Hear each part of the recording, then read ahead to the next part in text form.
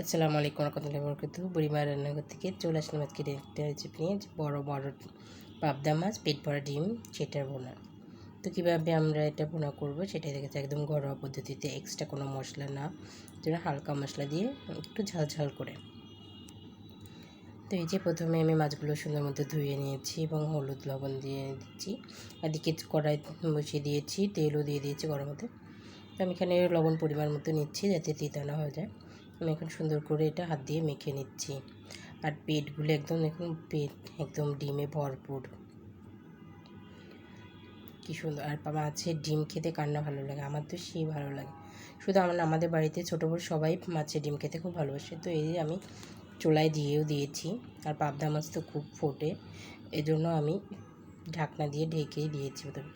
যে ডিমগুলো বের হয়ে আসতেছে, ঠিক আছে। তো আমি একটু উল্টিয়ে দিলাম যাতে কম ফাটে। আর এটা একদম কড়া মচমচা করে ভাজবো না, মিডিয়াম ভাজবো, মানে মাঝামাঝি টাইপের। আমি আবার একটু উল্টে দিচ্ছি। তো এখন যেরকমটা কালার হয়েছে এরকম মাছটি ভেজে নেব আমি। আর আমি উল্টানোর সময় একদম মাছটা ডিম করে দিয়েছি যাতে যে তেল ছিটতেছে সেটা ছড়লে এসে না লাগে। আমার মাছ ভাজি হয়ে গেছে, আমি ওগুলো এখন একটু একটা একটা করে তুলে নিব। এই পাবদা মাছ ছোটো বড়ো সবারই খুব ভালো লাগে কাটা নেই দেখে। আমি প্লেটে তুলে নিচ্ছি একটা একটা করে।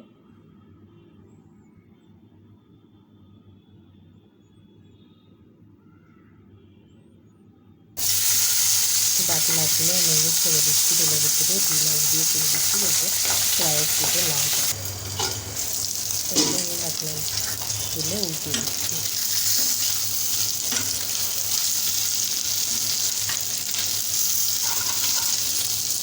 একটা লেগে গেছে, কী অবস্থা।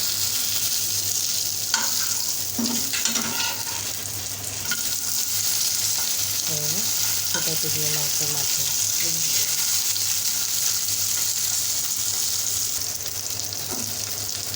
ওই মাছগুলো হয়ে গেছে, আমি তুলে নিচ্ছি। আমি যেহেতু একটু তেলেই রান্না করবো, তো তেলটা আমার শেষ হয়ে গেছে, অল্প তেলটা, এই জন্য আমি এখন পরিমাণ মতো একটু তেল দিয়ে দিচ্ছি। তো এখানে আমি কোনো কুচানো পেঁয়াজ বাড়ি করেছিলাম, পেঁয়াজটা বাটা দিয়ে দিয়েছিলাম।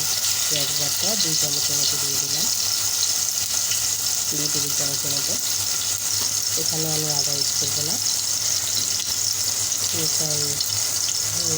মতো ভেজে দেবো। আর বাটা মরিচ, আর বাটা মশলার খাবারই টেস্টই আলাদা, সেই জন্য আমি কিছুদিন যাবত সব বাটা মশলা দিয়েই রান্না করি। এবং তোমার মতো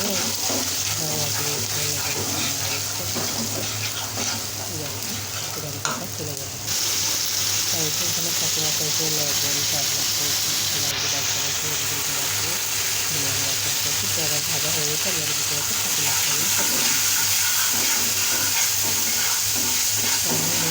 মশলাগুলো করে দিয়ে ভালো ভেজে নিচ্ছি যাতে কাঁচা মশলা আসবে, কাঁচা গন্ধটা না। এই যে আমার রান্নাটা কমপ্লিট হয়ে যায়, মানে মশলা কষানোটা কমপ্লিট হয়ে গেলে দেখেছো রান্না কমপ্লিট হবে। মশলা কষানোটা হয়ে গেছে, এই জন্য আমি আরও ভালো মতো কষানো জন্য একটু পানি দিয়ে দিই। তেলের ভিতরে ভালো মতো কষানো মশলাটা মিক্স করে দিয়ে একটু রাখা দিই, তারপর দেখুন খুব সুন্দরভাবে তেল করে দিয়েছে, মশলাটা কষানো হয়ে গেছে আর কালারটা কত সুন্দর হয়েছে। তো এখন আমি এটা একটু সময় করে এর ভিতরে পরিমাণ মতো পানিটা দিয়ে দিই। আমি কতটুকু বুঝে রাখবো সেই হিসাবে অনুযায়ী পানিটা আমি এখন দিয়ে দিচ্ছি। পানিটা দিয়ে দিয়েছি, এখন আমি পানিটা সুন্দর মতো মিক্স করে দেবো।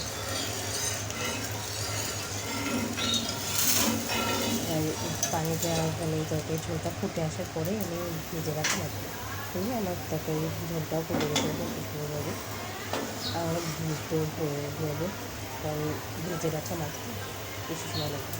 আর পাবদা মাছ খাই, তো আমি এখন ওইটা দিয়ে দিচ্ছি মাছগুলো, ভেজে রাখা মাছগুলো দিয়ে দিচ্ছি।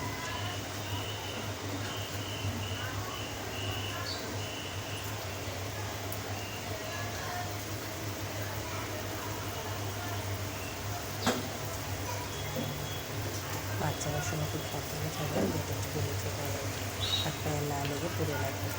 ভাজার সময় সাবধানে ভাজবেন। নারকেলের দিয়ে পেস্ট নিচে দিয়ে পেস্ট করে দিয়ে পুরো একটা কাঁচা চেয়ার ধরেছে একটা বাচ্চাকে দিয়ে দিই।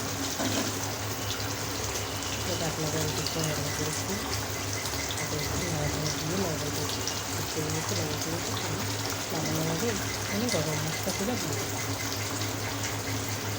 তরকারিটা অলরেডি হয়ে এসেছে, দেখতেই পাচ্ছি।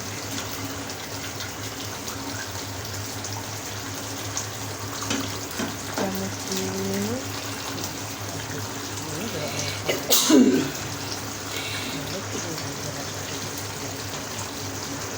এটা আসলে নাও দিতে পারি, তাহলেই